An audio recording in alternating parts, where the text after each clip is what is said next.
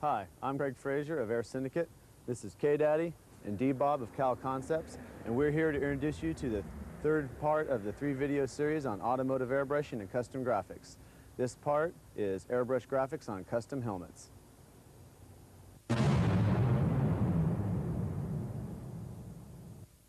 Alright, today we're going to be painting helmets. Most of the time when you get a new helmet, probably a customer or something wants you to paint, it's going to look something like this. It'd have stickers on it, which have to be removed before painting. Normally on these plastic bills, they're real flimsy. The stickers on the plastic bills are usually just put on. Back on the helmet itself, they're cleared over, so it'll be a little harder to get them off. On the bill, you can just peel them off. You won't have any trouble. With the helmet, you want to sand all the color off, the logo, everything. You want to sand it off with 80 grit, probably just by hand. Since it's a round surface, your hand won't really wave it out, so you wouldn't have any trouble. But it's got to be completely gone or it will bleed through when you decide to paint the helmet. As far as on these bills, the best way to get paint to stick is using Sim Flexible Primer Surfacer, and it's available at any paint store. And you have to sand these with 400 grit sandpaper, then you use that. It'll work to an extent. I mean, if somebody wrecks and the bill goes like that, the paint's going to come off. It doesn't matter what you use. So normally if you have a flexible bill like this, you'll want to use a design that basically one color's on the bill only. So if you have to repaint it, it won't be a big deal. Once you sand the helmet with 80 grit, you'll want to go back over it with 220 grit to kind of smooth out the 80 grit scratches. And once you go over with 220, you'll take it to the primer stage. This is what it looks like when it's primered. It'll have a few nicks and scratches that you can fill with this. This is a red, it's PPG spot putty. It's used for filling minor scratches and chips. It's just kind of a finishing surfacer. And then you can sand the red spot putty with 220 grit also and reprimer the spotted areas. And before you paint it, you want to sand this with 400 wet and just sand it until it's real smooth. Dry it off. Best bet's to use a blower to blow water out of these cracks so when you're painting you don't have water coming back out on you. Once you go to the paint stage, you'll look like this. This is a PPG base coat. It's Deltron base coat. It's mixed by 1 part paint to 1 part reducer. Sprays on real easy. It dries real fast. It's a pretty foolproof system. And once you get it painted and it cures long enough, you'll want to scuff it with a red scuff pad just to kind of get the shine off of it, and then you can go to doing your graphics. On these 3 helmets, we're going to do flames, scallops, shredders, which is kind of like makes the paint look like it's ripping away, and we'll do graphics on one too. But once you get to this stage, when we do flames or scallops or shredders, it's usually easier to mask off the entire helmet and actually just draw the design onto the helmet. Makes it a little easier. You don't have to worry about having fine line tape peeling back off. And then, so I'll just go ahead and, I'm gonna do shredders on this one. You just go ahead and just kind of draw your design the way you want it, which isn't, you know, just kind of make it freestyle. As long as it kind of balances on both sides. A design like this doesn't have to be exact on both sides.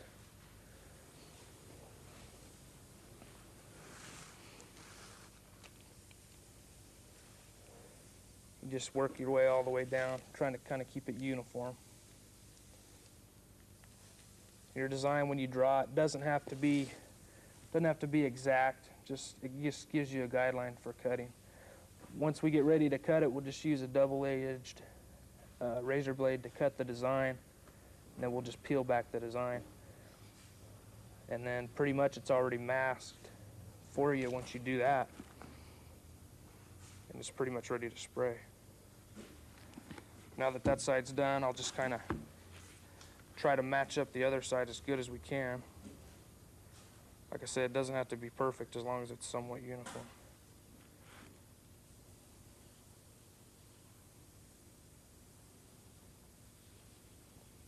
Just work your way down.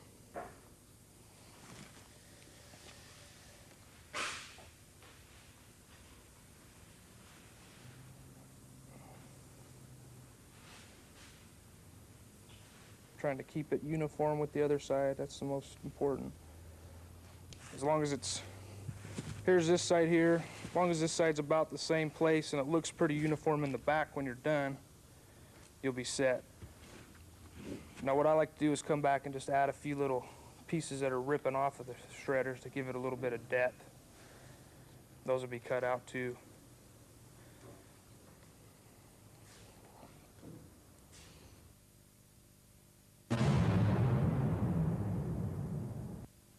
Okay, and after we've drawn out the design, we just cut it out using a single edge razor blade, trying not to press too hard because it will cut into the helmet and leave a gouge.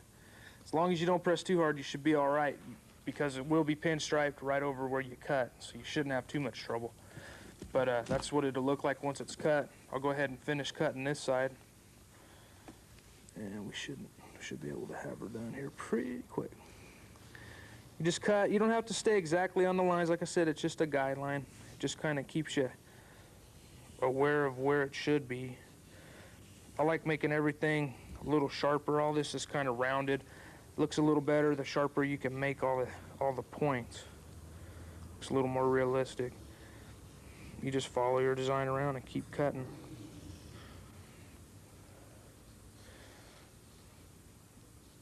It's always good to look at the back and kind of judge where you're at here. As long as your tips are pretty close to the whole design will look pretty good.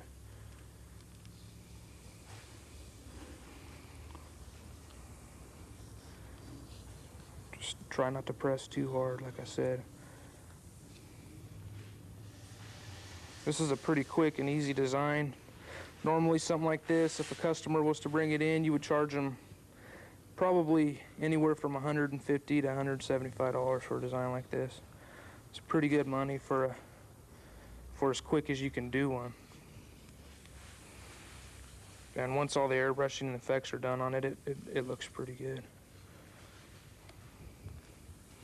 Just follow your design around, making the tip sharp, like I said. Just cut out your little deals. You just once it's cut, you just got to peel the tape away.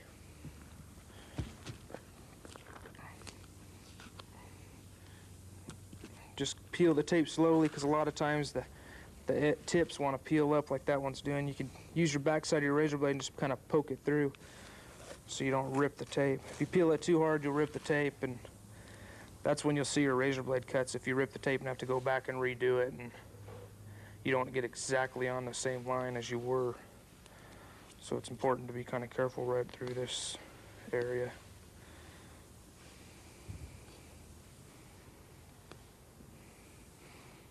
You just keep peeling. Like I said, just push it down and it'll break.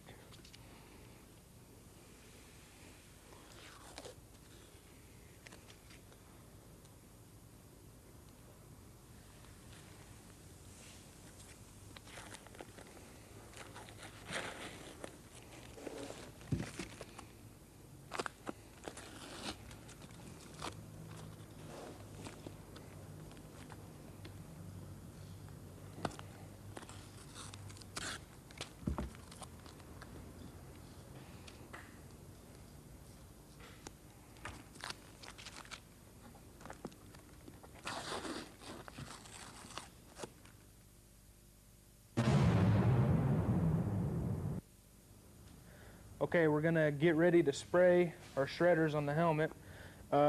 We decided to spray it. It's kind of a real vibrant purple. It's made using a Deltron mixing bank toners. This is a DMD 624. It's a deep violet. We'll add a little bit of that. It's very transparent, so what we'll do is we'll add a little bit of flake. It's just a silver aluminum. It's DMD 650. This would just make it a little less transparent, a little easier to cover. less coats when we come to do that. And the purple itself is pretty dark, so we're gonna lighten it up with DMD 673. It's a magenta toner. I'll just add a little bit of that too. Now with these toners, you have to use what's called a balancing clear to make it into a base coat system. If you just sprayed these without it, when you went to clear your piece, it would wrinkle because the balancing clear makes it into the base coat. So you add 50% of this to 50% of whatever color you've put in. You just kind of eyeball it there. And for this color, I'm going to put some Sunset Red Pearl in it. It's PRL 90. What this will do is just make it kind of glow once it's cleared to give it a real vibrant look. Now once that's mixed, to thin the paint, use reactive reducer DRR 1170. Always use 1170 when you're doing graphics because it gives a quicker drying time. The 70 is for your temperature range.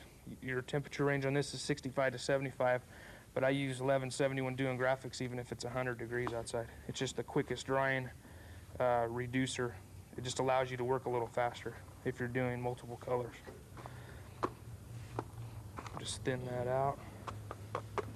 Always use a paint strainer. So what it does, it catches impurities in the paint and keeps them from ending up on your job.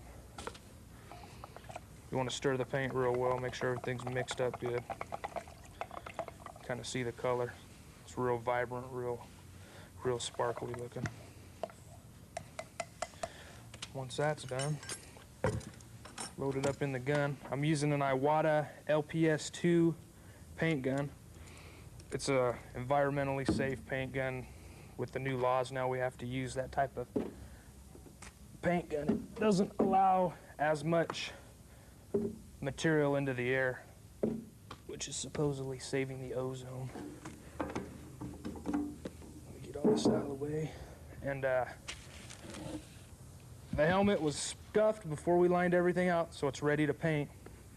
I use a helmet stand, which you can use a jack stand, anything to get the helmet up off the table, because when it's on the table like this, and you're trying to spray an edge, the paint wants to roll and it won't stick to this edge.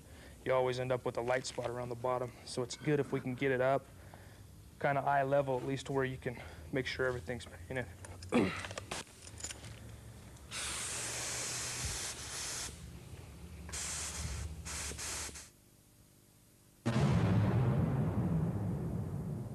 Okay, we're ready to paint, and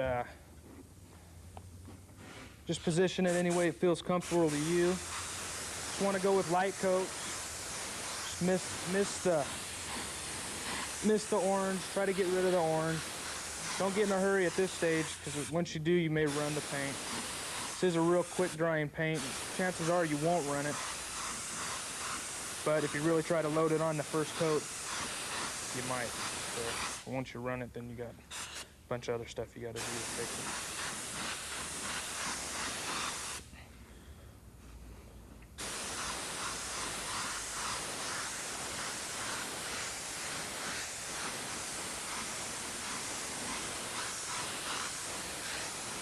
When you get back to your tape here, you want to be real careful not to load up the paint on the edge of the tape, because it'll collect on the edge of the tape and it'll either run off or it'll leave a real heavy edge that pinstriper have to come back and try to hide.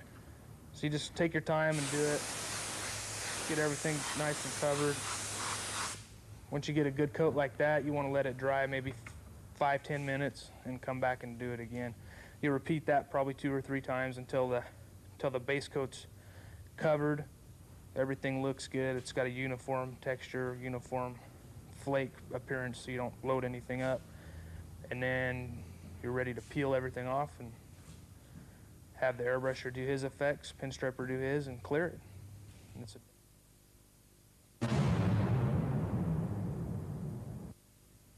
In this part of the helmet, we're going to start doing the actual airbrush effect. This right here is an airbrush. This is a sticker that we put on here. And nice thing to do with like stickers, you know, this is a sticker of our company, just to kind of tag the helmet, is coming with an airbrush to add some fades in there. So I have some quinacridone magenta. It's basically a mixing wall toner that I've added some balancing clear to. And I'll come in and just airbrush a slight fade from the top down. staying inside on the white sticker itself. Now, the sticker is vinyl and doesn't need to be sanded once it's cleared. Putting it on the sanded surface or the scuffed surface, we can clear right over it. Now, besides that one fade on the top, I'm going to put a slight horizon line in to give it kind of a mirror effect. I do this by creating a real fine, thin line, kind of going across, curving up at the edges, and then bringing the fade down. And there's many ways you could emphasize this sticker. You could do all different kinds of fades or colors in it. This is just a real quick and simple way of spicing up a small sticker. So when it's cleared over, you won't know if it's been airbrushed or not. It's a little color in each of these little dots right here. Now, using the same magenta, because this magenta looks really nice over yellow, I'm going to come in and do a drop shadow. Now, I want these shreds right here to look like they're actually on top of the yellow. So by creating a shadow underneath at slightly below and towards the back, it'll look like there's a light source towards the front of the helmet casting the shadow back. Notice how this magenta, the magenta back here appears like an orangish color here. That's because it's a transparent toner and uses the yellow underneath as a base. Now, you don't have to worry about masking this. Since this is a much lighter transparent toner, it's not going to show up significantly on the purple once it's cleared. Plus, this helmet is also going to be pinstriped by the pinstriper later. He'll come in, and the pinstripe will actually hide any of the areas that I miss around here. Again, it's just a real quick little effect that definitely emphasizes the depth of the shreds, increases the value of the helmet quite a bit.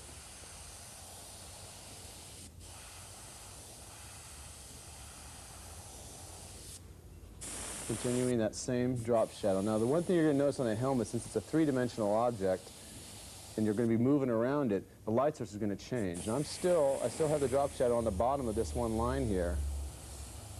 And this is where it gets kind of complicated. As I get towards the center of the helmet, depending on how the painter laid it out, I've got a center stripe that's a little bit off center right here. So I'm either going to have to lay it on one side or the other. What I'm actually going to end up doing is laying a little bit on both, just slightly.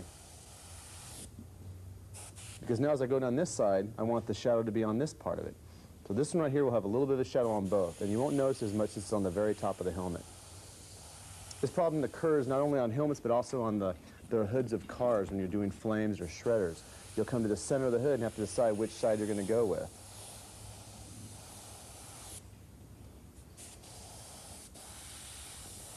And then I continue along down this side with the drop shadow.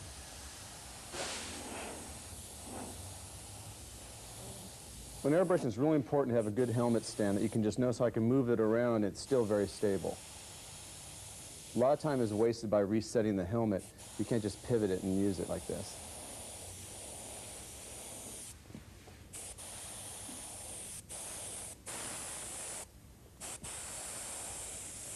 The airbrush I'm using to do this is an Iwata HPC. It's a medium to fine detail brush that works very well with automotive paints. It has a top feed where the paint goes. This is convenient because it holds very small amounts of paint, so I don't need to mix an entire bottle of paint up. At the same time, with this cap on the top, I can move it around and the paint doesn't come out. I don't have any problem with the paint dripping on my work or splashing around when I'm moving. Just coming back and making sure all the shadows, doing little touch-ups here and there on some of them. I want to make sure the inside crevice in here where the two scalps meet is the darkest area. Notice how the more I build up this magenta, the more it becomes like a really fiery red. But I want that to be the darkest area, because actually, in reality, if these were rips coming off of the helmet and we were seeing a shadow underneath, the darkest shadow would be in that crevice. The least amount of light's getting through. I missed one right there.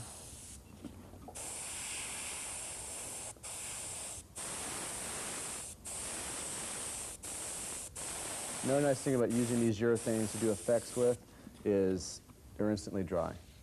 All that paint I just painted on there, it's dry. Even the stuff I painted right here, completely dry. And you can clear this immediately. You don't have to wait at all.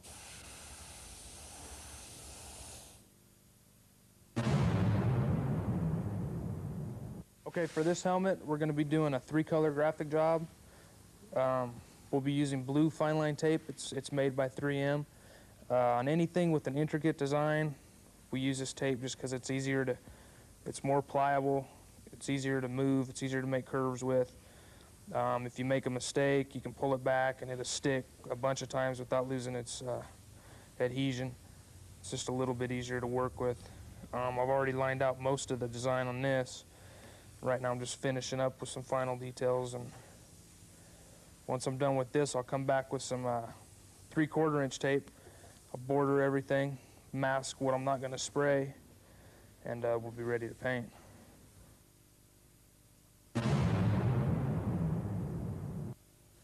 Okay, we have the helmet that we were working with the blue tape on. It's all ready.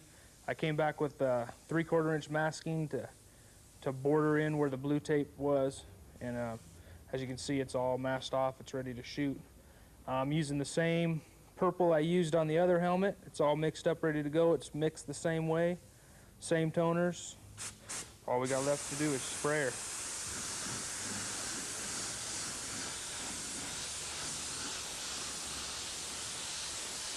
Same way, just light coats until you build it up. This is the first of 3 colors on this one. Once we get this one done, we'll come back with blue and probably a yellow.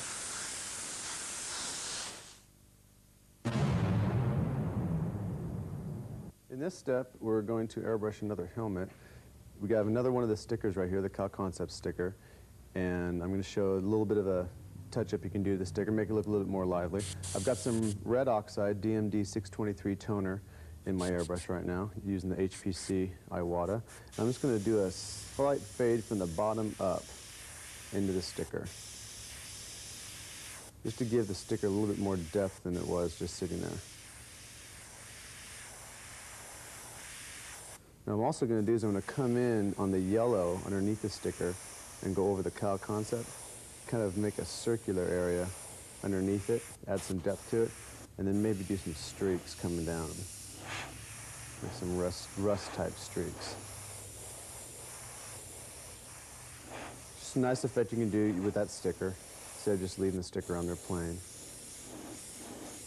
Now, the main effect we're going to do on this helmet is going to be a drop shadow for the flames. Now, this is going to be airbrushed on here to not only accent the flames, but to give it the illusion of depth like it's floating over the yellow. For this, I'm going to switch to my other Iwata, which already has a weakened mixture of base coat black urethane. The reason I say weakened is it has probably about twice the amount of reactive reducer I'd normally have if I was shooting in a gun. By having it this way, it's a little bit thinner. I'll be able to see the yellow through it and it won't be stark black. After all, a drop shadow is not black, it's just an absence of light. So going down underneath, underneath the flame and back to show a light source that's in the front, I'm going to slowly outline our drop shadow of the flames. Now, it's real careful, unless you want to remask all these flames, to not get too much of the base coat on the flame lick itself. Now, when the pinstriper comes in, he can come in and touch it up and fix it. But it makes his job a lot easier if you just try and stay away from it as it is. Notice there's a slight amount of yellow right there. That's going to be gone when the pinstriper comes in. The thing you want to do is stay out of the flame itself. You want the flame to extend a little bit further, or your drop shadow to extend a little bit further than the actual flame itself, to give the illusion that the shadow being cast behind it. Be real careful. Notice I'm holding the airbrush fairly far away, and as I get to the end, I move it closer. That's why I get that small taper effect. I don't want this to be a sharp line. I want it to be a gradual fade to give the illusion of just a nice soft shadow. I don't want any hard edges. Now, if you really want to be meticulous about the shadow, you can mask out a duplicate set of flames for the shadow. Just a duplicate of these, just shift it over. But that's a lot of extra work. This right here is a real quick and easy way to add an effect to the helmet that definitely makes the helmet stand out from the rest.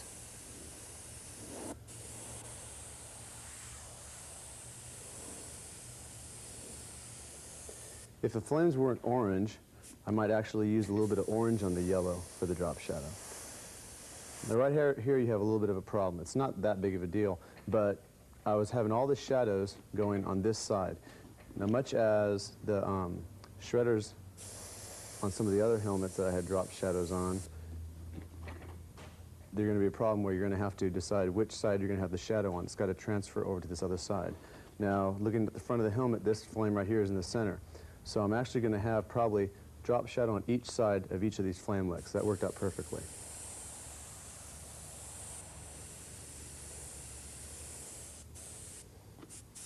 I'm going to put a little bit of a shadow right in here.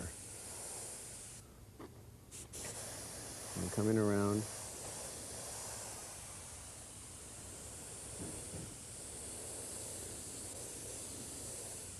Now, if you get way off like this with the shadow, don't worry about it. It'll actually just give the illusion that the flame is at different heights and different levels.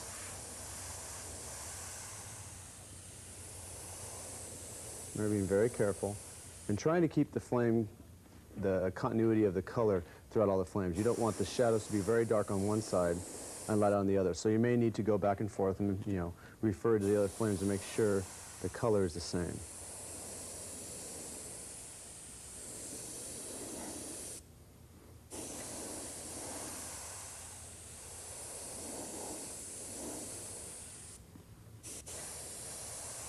You see, this is a fairly simple trick, and just with some practice, you can really get these going fast.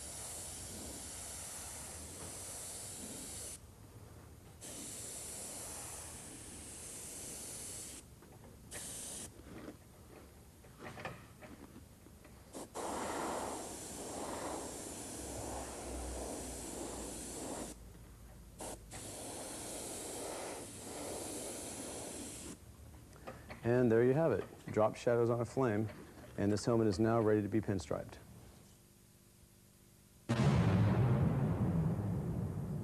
For this helmet right here, the airbrush I'm going to do on is going to be using some magenta to give some type of streak effect on the yellow. But first, we got another one of these stickers back here.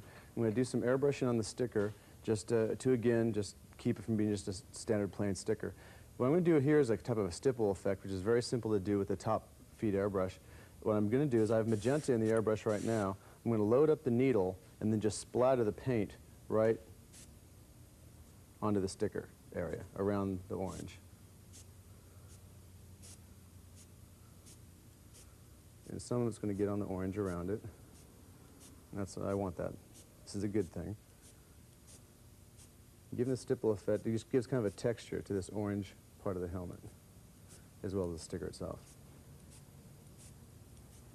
Now, it's very important that when you're doing this stipple, these dots are very thick. You don't start spraying right away, or they'll have a tendency of spider webbing out. It takes a little bit longer for these to dry than the paint does, even though this is very fast-drying paint. The paint I am using is the two-stage PPG 673 DMD toner. Basically the same color as this graphic right here. Now, letting these dots dry, I'm going to come over to this yellow area and actually create that streaky effect with the same airbrush, same color. And notice the difference in color. Because it's a transparent toner, it actually becomes like a reddish color, whereas back here it looks like a very dark magenta.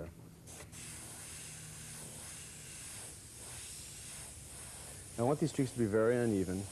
It gives a nice textured effect to the yellow itself.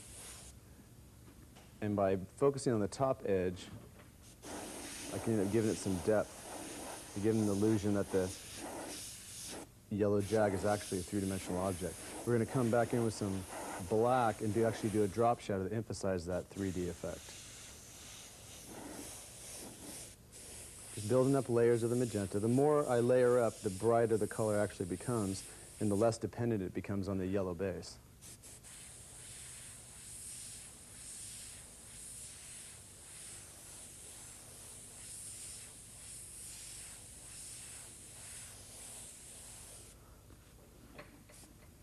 Again, working all the stripes.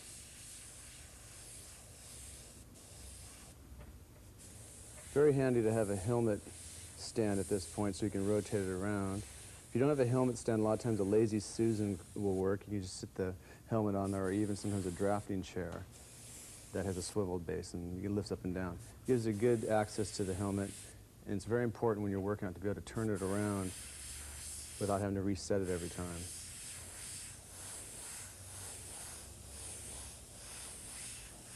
As I mentioned before, it's a very fast drying paint. See right here? That area is dry right now.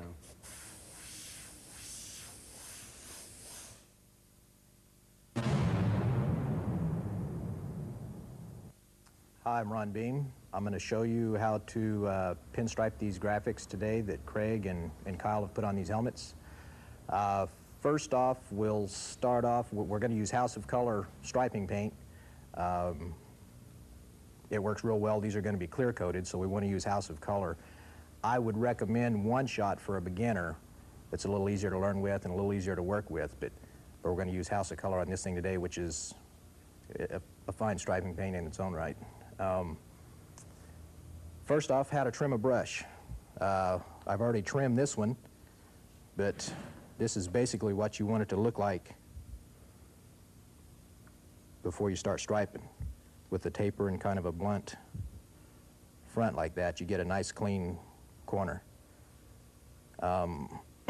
There's two basic reasons for outlining graphics like this.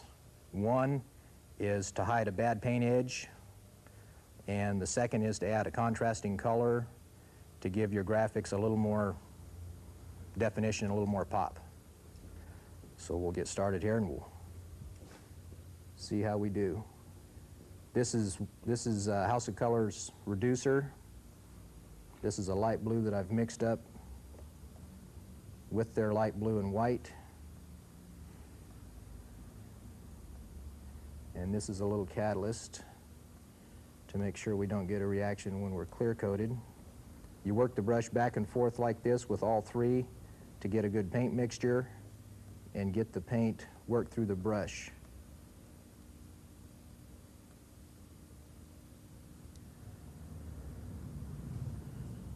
We'll wipe off our excess with our bare fingers. As far as holding a brush, I use the two-finger method.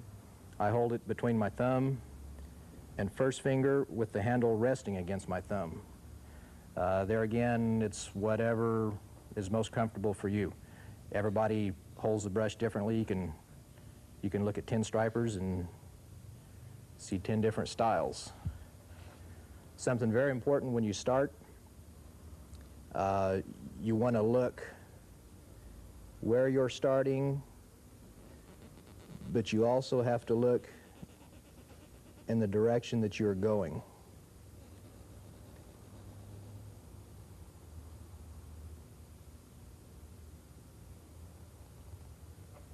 You can't drive a car without seeing where you're going, and running the striping brushes the same way.